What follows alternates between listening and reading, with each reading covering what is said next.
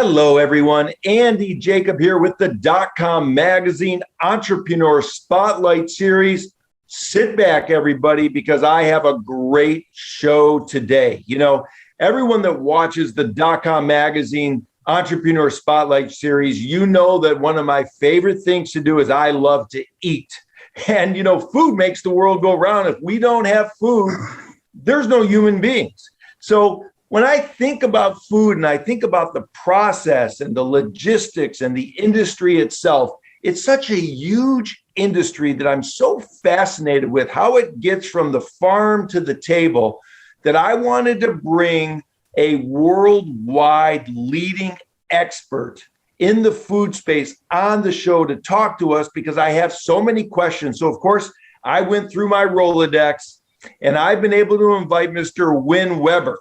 And Wynn is the chairman and chief executive officer of WWA. And Wynn is a very special person. He's a management consultant.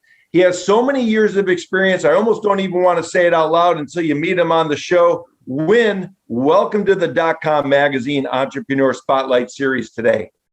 Well, thank you very kindly. I welcome the opportunity to answer most of your questions. And if I can't answer one or two, I'll let you know and we'll figure it out together. I love it, Wynn. You've got such a great attitude. You know, let's get started because people are going to watch this show. People watch all the way through because Wynn has so many amazing stories and so many anecdotes about life and entrepreneurism.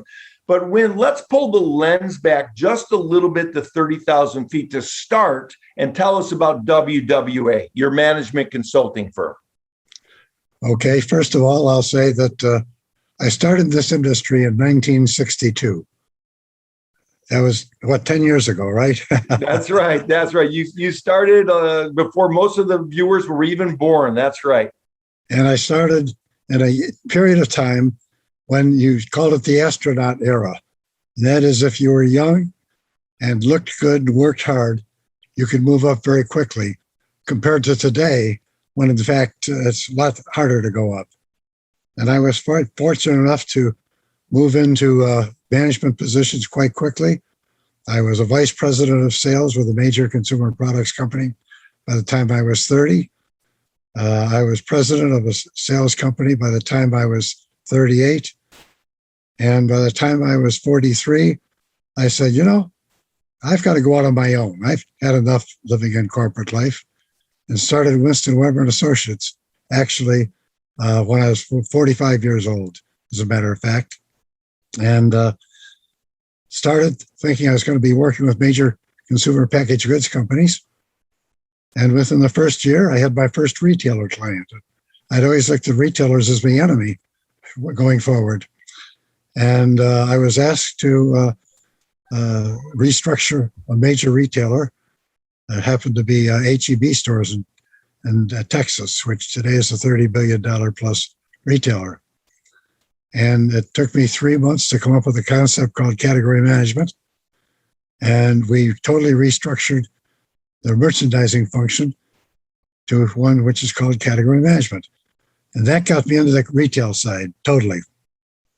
Today, 90% of my time is spent on the retail side of the business, as we continue to strive to make things better. And my goal is always to build upon what we've learned, build upon what's happening within an industry. And from that, always come up with a challenge on how to make things better. And that is, to me, the key as we go forward. And today, we focus really on all supermarkets, both major chains as well as independents, drug chains, mass merchants, and we're in that arena. And we focus basically on strategic planning, helping them develop their business strategies, organizational design, business process, with our focus really into the merchandising area side of the retail component. And we're not a large company. We're a small 8-person company. And you can well imagine how many miles I have on Delta Airlines. I just saw a dollar the other day saying I have 3.5 million, which is more than some of their pilots going forward. And we've actually we've had clients in Australia, Singapore, Hong Kong, South America, Europe. So we pretty well cover the globe, which is a great challenge. And to me, it's been well worth it. And people say, well, Wynn, you're going to retire one of these days, aren't you? And frankly, I have no desire to retire. I'm still young at heart.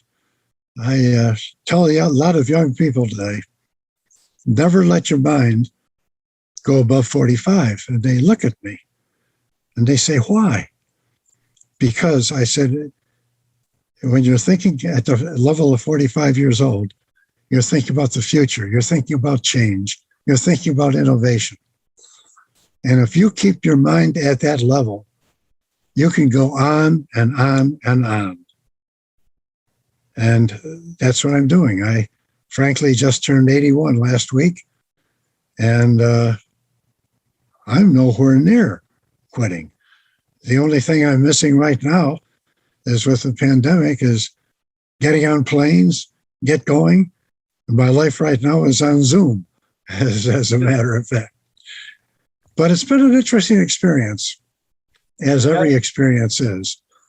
When we hit the pandemic, it definitely hurt our business because you weren't getting on planes, you weren't walking into offices, and so forth. And it's been a period of almost 2 years, which it's forced us to think and get creative. And I've said to myself, gosh, I wish I'd had more time over the years to do this more often, because it's really forced us to say, my gosh, we've got to learn how to do things differently. So the first thing was we learned what Zoom meetings were, which we're on right now. And the fact that, instead of doing what I always wanted to do, is sit in an office head to head and match personalities, now it's Zoom. And we're learning how to deal with our clients on Zoom. Very much so. And then we started thinking about where the industry was going and what was the new industry going to look like. And we better have our minds where the new industry is, not where the old one was. So we've been very creative. We've looked at the shopper, for example, and the shopper today is looking for solutions when they walk into the store. And our old concept called category management, which we introduced in 1990 at HEB, I've been sitting here for the last couple of years saying, how can somebody or something 30 years old still be effective and still lasting in the industry? So we challenged ourselves and challenged our own model and said, it's time to get rid of it, and it's time to retire category management. We have a new business model called shopper-centric retailing. It restructures the supermarket headquarters. We are starting to marry the general merchandise with center store, with fresh, and saying there are some categories that, frankly, one should be the extrovert across for the solutions. And we start eliminating these barriers between departments and getting collaboration and getting people focusing on the store across the store, not just the narrowness of a category. And our initial implementation of this has been exceptional right now. We're getting very good responses to this new business model.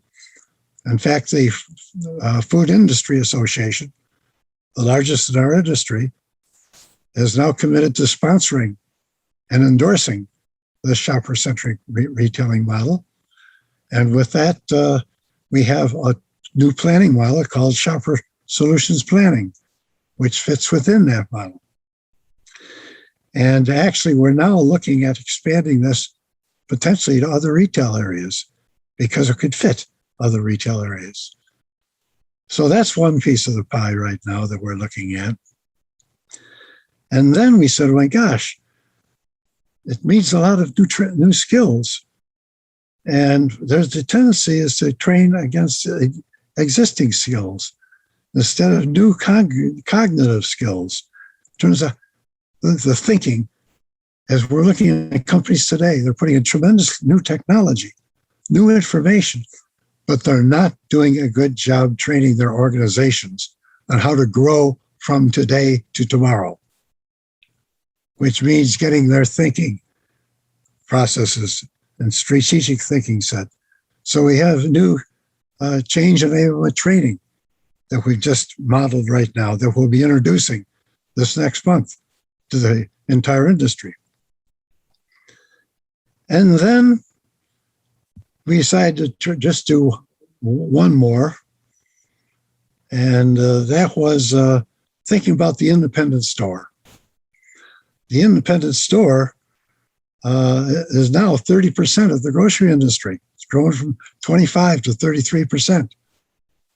And these stores can't afford the technology that the major supermarket chains. So they're at a true disadvantage. Next week, we'll be introducing a product called Competi. And it's called Competi because I'm not a technology guy, but all these technology people put names on things. And so I decided I would put competitive, but I realized that name was already taken. So I resulted in putting Competi. And this is affordable technology for order planning, inventory planning, and so forth that the independent can afford. And this is going to be introduced this next week to give them something that they haven't had. So that's just a few of the things that I've had to think about over the last few months to keep me active and keep me young. Wynn, that is absolutely unbelievable. And thank you so much for sharing that. You know, you've gained a worldwide reputation as one of the original architects of category management and an expert in translating the principles of category management from theory to practical application. And you, of course, you've mentioned you recently introduced in collaboration, I believe, with the Food Marketing Institute and Deloitte Consulting, the new beyond category management business model, which you refer to as the shopping-centric retailing. And of course, you're also highly regarded for your expertise in establishing collaborative relationships between retailers and suppliers. You've got the new opportunity coming out next week. People are watching the show, Wynn, and they're saying to themselves, you know, Wynn's been at this since 1962. Of course, they were calculating in their mind how old of a gentleman you were. You mentioned it. So let's talk about that, because you've got more mind power, more energy. I mean, you want to get back on the planes. You want to add another 3 million miles to your Delta airline account. What is it that keeps you going? What is it? What is the thing in the morning that gets you to get up and go in? Because this is such a remarkable story as a leader in the field, and of course, as a leader in life as well. I don't know how to compromise success. When you change things, there are bumps in the road, and a lot of bumps in the road. Now, you may have 2 bad weeks and have one quadruple wonderful day. But I enjoy driving change, and I'm motivated by that. And I enjoy contributing to a great industry. And I frankly don't know what I would do if I wasn't doing this. I started in business when I was 10 years old. And then when I was 10, I collected newspapers and sold them, old newspapers, when I was 10 with my wagon. Then I went from that to Boy Scout camp and worked in the office of the Boy Scout camp. Then I worked for the town from where I was born, cutting grass. And then I worked for a surveying company, being the rod man in the end of the survey crew, till I went through college. And then I started working. And so I'd already done things for X number of years and frankly started making money. I made $100 per wagon when I was doing my thing 10 years, when I was 10 years old. So that's a motivating factor. Second, I've been married for 54 years. And what has happened there, as my wife said, the only reason we've been married for 54 years, she's only seen me for 25 or 30 years. Okay. But what I did is that, and this is advice to people in marriage, frankly, I used to play golf. I used to play tennis.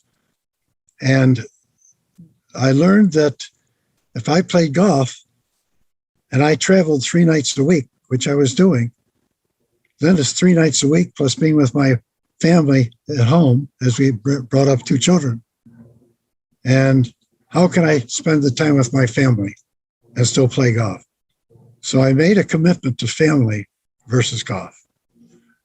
And that is the real answer to why I've still been married today. And I see many people don't do that. And I did.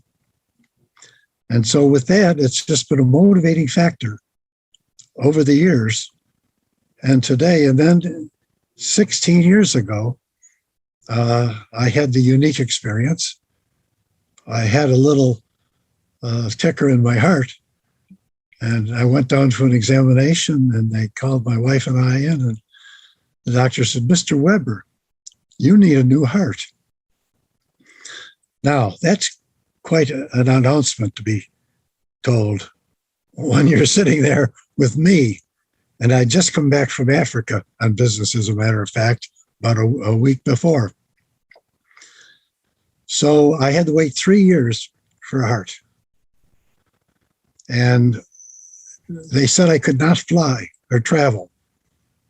So here I am running my company, consulting business, and told I can't travel for up to 3 years.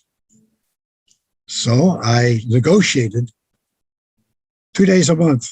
I was going to be traveling. But they then took me off the list for those 2 days. And I was off the list. I flew in from Charlotte, and I always made sure I landed just before 5 o'clock. I landed, called Tampa General Hospital and said that I'm on the ground. 1:30 the next morning, got a phone call. "Mr. Webber, we have a heart for you." So I drove my wife to the hospital. And that morning, I received my heart. And so I had my computer at the hospital. I made sure I took that with me.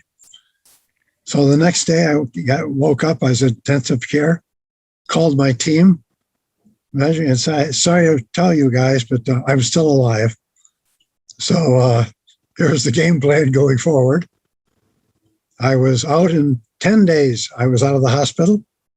And that's one of the reasons I think I still stay young, because I only have a 36-year-old heart today. And that's like a Jaguar with rust, with a Jaguar brand new engine.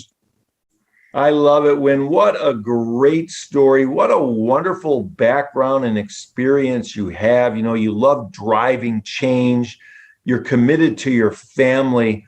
You know, we have a number of entrepreneurs watching the show, Wynn, you know, who maybe are setting out into their startup company. Maybe they're bootstrapped, or maybe they're angel funded, or maybe they have their Series A round and they're building their company. And let's just say, for example, that they're hitting a pothole in the road. Let's say that they're hitting up against a wall that they can't get through. Do you have some advice for those younger entrepreneurs that may be watching the show, Wynn, that you could share with them what it takes to get through those potholes in the road, what it takes to get through those walls or over the walls to get to the other side as an entrepreneur? What kind of advice can you give for those entrepreneurs watching the show today? Well, based on what I go through, I have a lot of challenges every day because I'm having to change and convince management to make change. And that's not easy at times, believe me. Sometimes I have to close the door with the senior executive and have a heart-to-heart chat. But basically, always remember never to take a problem to bed with you. I tell everybody that works for me, never call me after 6 o'clock at night with problems. That is for you to digest, and then call me in the morning. I should only be dealing with my issues at a given time and not get the compounding of other issues.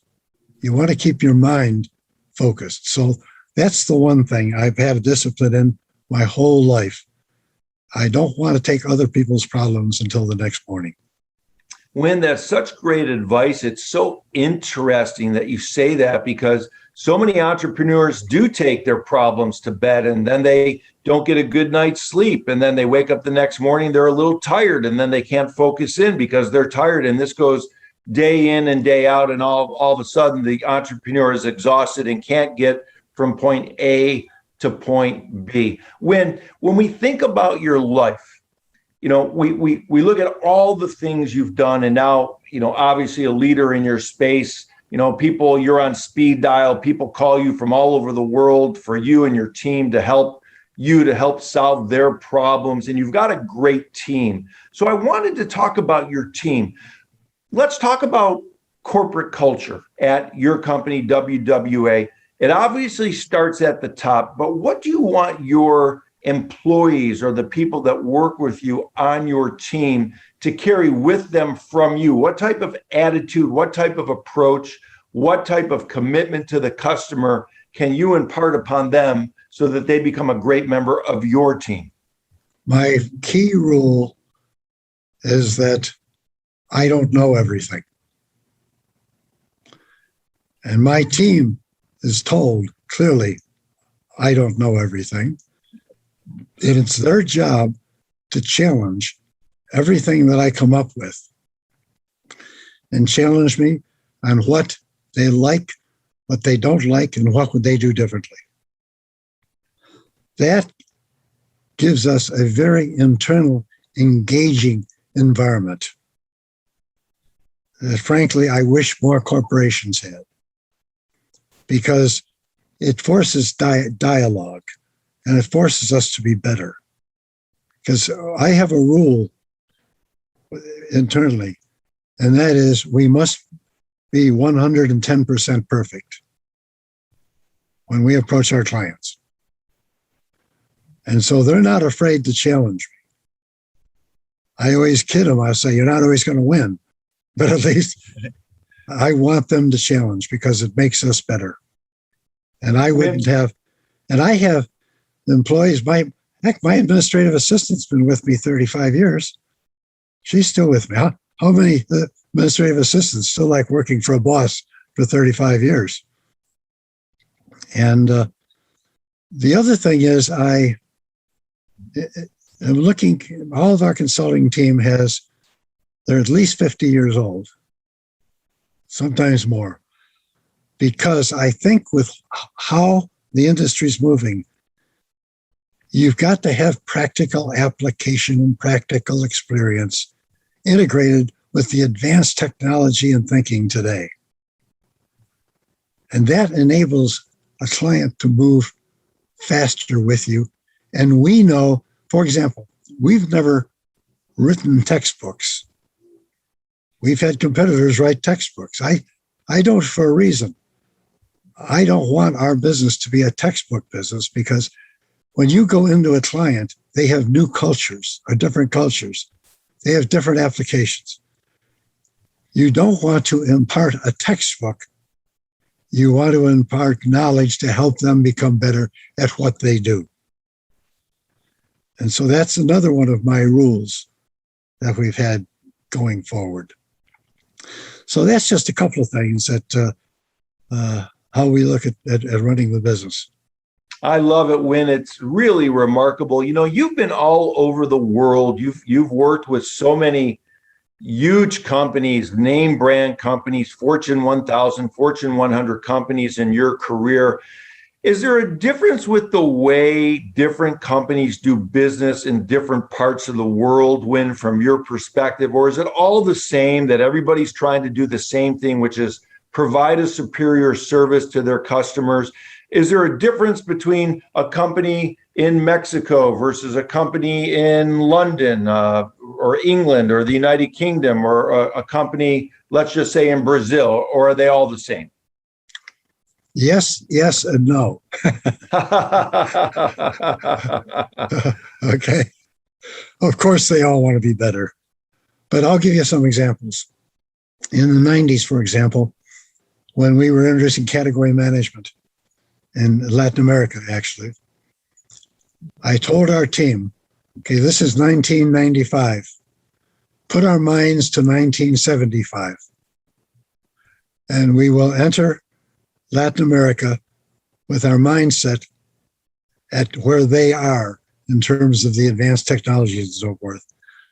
Then we will work with them to build from there. Never try to impart the US on another country in terms of what we do here should be done there. Yes, we want to get them there, but get them there at their pace. I always laugh in Latin America. Always remember, it's lunch at 2 and dinner at 8. And you've got to, and that they're always late for meetings. So remember, that's the lifestyle. That's how we're going to function. So that's just an example.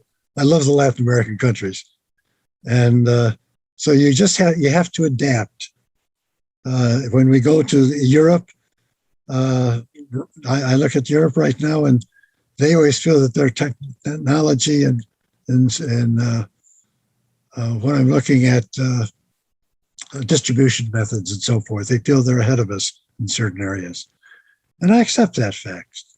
You can learn from them. It's a way to look at it. So, yes, every country is different. Every company is different, believe me. If I go into a company that has been built by a family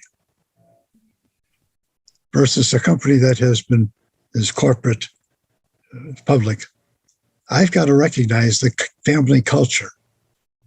And how do we adapt to that family culture as opposed to one that is not built on a family culture? And then I have to think about another where it's built by one individual. He knows it all. He now knows he has to change, but he has no idea how to change. But it better be done right. And so then you've got to do with that individual a little different because he knows it all. Wynn, it's really remarkable how you break things down. Sometimes in your business as a management consultant in your industry, things can become very complex, especially with the new technology, but you're able to sort of cross over and explain things in a very simplistic manner that's easy to understand. And you probably can take that complex problem of your industry and simplify it in a way that's meaningful to the companies that you work with. And that's really remarkable. And that's really an art and a science to be able to do that. So congratulations.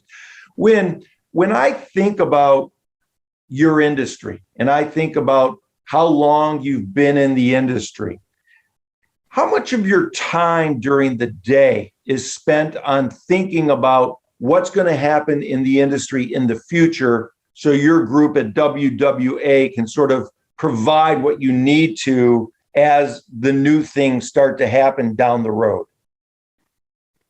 I think about today and tomorrow every minute of the day, to be brutally frank, and sometimes on Saturday mornings as well. It's because I'm thinking about every client, and every client's different. So I'm always thinking today and tomorrow, let alone the industry, because I learn something new from every client. And I learn something new from everything I read. I read everything I can about the industry. I read things that I shouldn't be reading because they're too technical for the sake of discussion. But I do that. Like on online is a good example. Online ordering. I started this, I knew nothing about it to speak of because I'm brick and mortar. Our retail is all brick and mortar. Then I saw online starting to pick up. So over this past year, I became associated with an online company. I learned everything I could about online. I then started studying how were the retailers adapting to online. And other than Target, Walmart, Kroger, a few others, people weren't adjusting at all. And then I look at the typical category management team today. They haven't adjusted to online because you've got to learn how to think about the online customer who's different than the brick and mortar customer to a degree. They may have different priorities. How do I understand both? And how do I integrate both? And how do I realize I've got two different markets I'm dealing with and yet one similar market? And how does all this get integrated? And those things are all new right now that are not all embedded in people's minds yet. So you're thinking about how do you adapt any company to change, and they're all at different states of change. And this is a change that takes place on an ongoing basis. What we do, see, when we go into a company, we do a needs assessment process, a situational assessment based on shopper centricity. And we have 67 shopper centricity benchmarks. And we go in and we interview a high percentage of all the people in that organization on the company and its practices against those 67 benchmarks. We then take that and we identify what meets those standards and what does not meet those standards. From that, we then define the future state steps they must take to get from current to the future and how much time we think it will take and the cost. Usually shopper-centric retailing, our model right now minimally has taken us 24 months.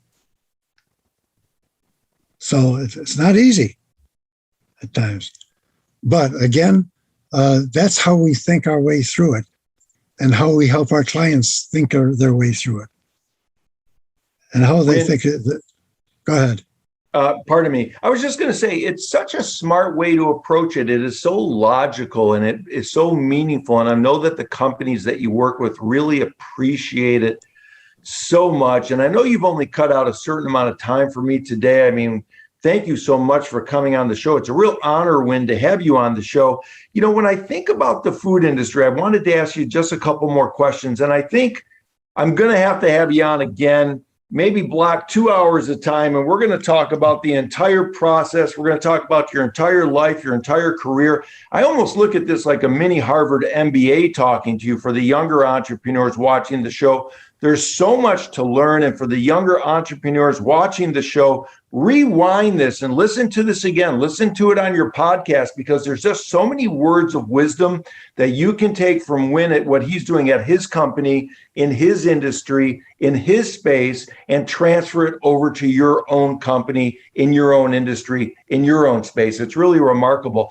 Wynn, you know, obviously yesterday, me, like so many other people, went to our phone and we clicked a couple buttons on Amazon and something arrived this morning to our doorstep.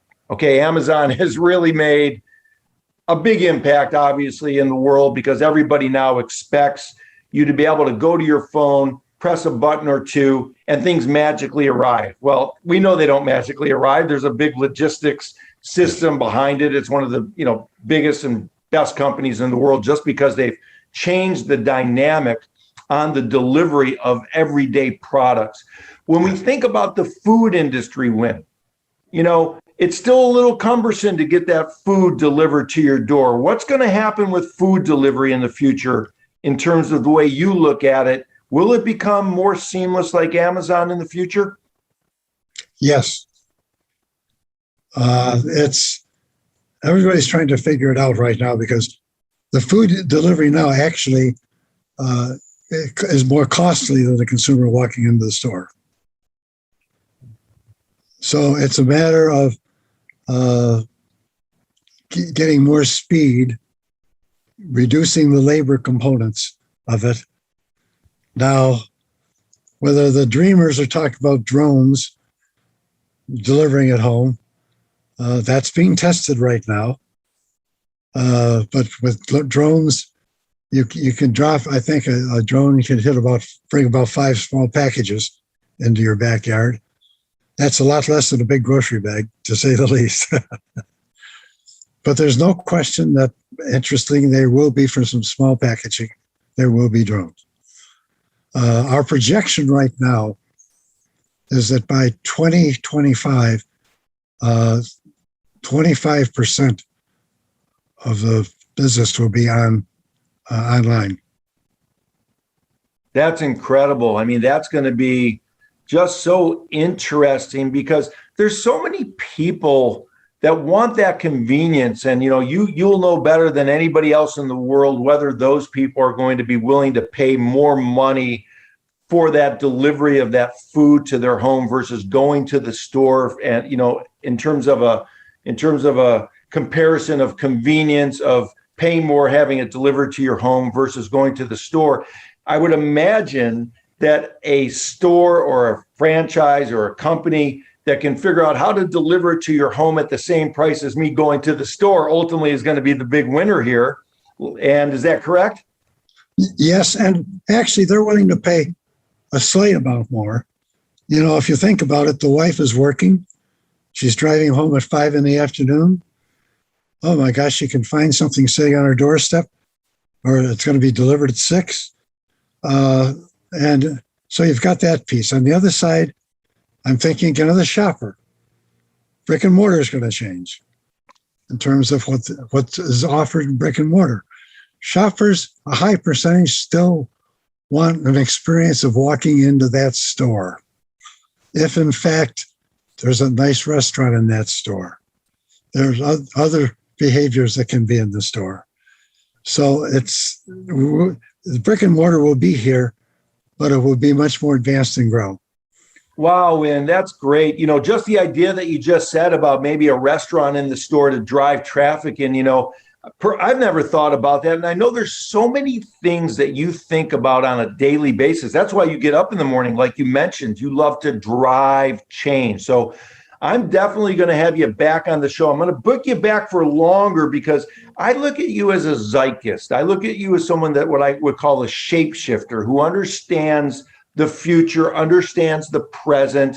And I want to get into this futuristic look that you have, Wynn, of the world. And we'll do that at another time when I can lock you in and book you in for another great show. I mean, this has been absolutely remarkable. And I loved it. I mean, but I need more time with you. I mean, we need to get back on for another hour or two and talk about the shape shifting of what's happening in the world, Wynn, if you don't mind. I wanted to take a minute to thank you so much for coming on the DotCom Magazine Entrepreneur Spotlight Series today, Wynn. You're driving change. You're a management consultant that really has your arms around the entire food industry and what's happening. And you're not resting on your laurels. You've got a big announcement coming out next week that's going to change again the landscape of the entire industry. Your team at WWA, they're the top level people that you can find. They all have great experience. Like you mentioned, you like to hire people over 50 years old so that they have that feet on the ground experience. And then you combine that with the high tech that you're known for as well. And you're able to bring a wonderful consultation team to your clients. So Wynn Webber, it's incredible to have you on the show today. And I wanted to thank you so much for coming on the DotCom Magazine Entrepreneur Spotlight Series today. Well, thank you very much for inviting me. And I will say that I have a great interest in young people growing their businesses. And if I can help in any way and giving any more advice, I'll be glad to do so.